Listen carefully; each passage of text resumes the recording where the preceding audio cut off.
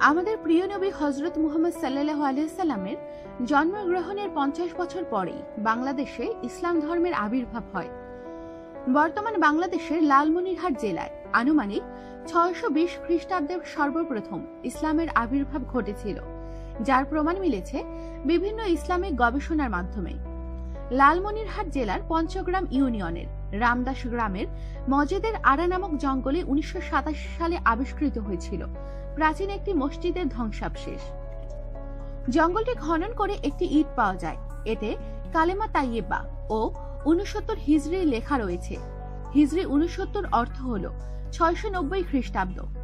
রংপুর জেলার ইতিহাস গ্রন্থ হতে জানা যায়, রাসূল সাল্লাল্লাহু আলাইহি সাল্লামের মামা বিবি আমিনার চাচাতো ভাই আবু ওয়াক্কাস রাদিয়াল্লাহু তাআলা আনহু 620 থেকে 626 খ্রিস্টাব্দ পর্যন্ত বাংলাদেশে ইসলাম ধর্ম প্রচার করেন।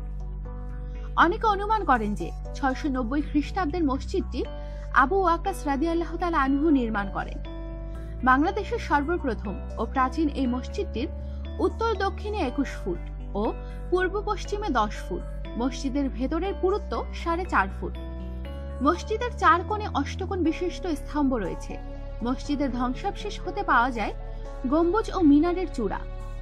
মতিউর রহমান বসনিয়া রচিত রংপুরে দ্বীনি দাওয়াত গ্রন্থেও মসজিদের এই বিশদ বিবরণ রয়েছে।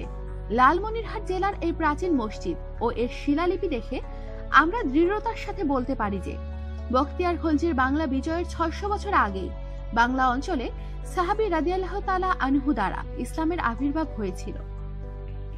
আমাদের সাথেই থাকুন, সাবস্ক্রাইব করুন।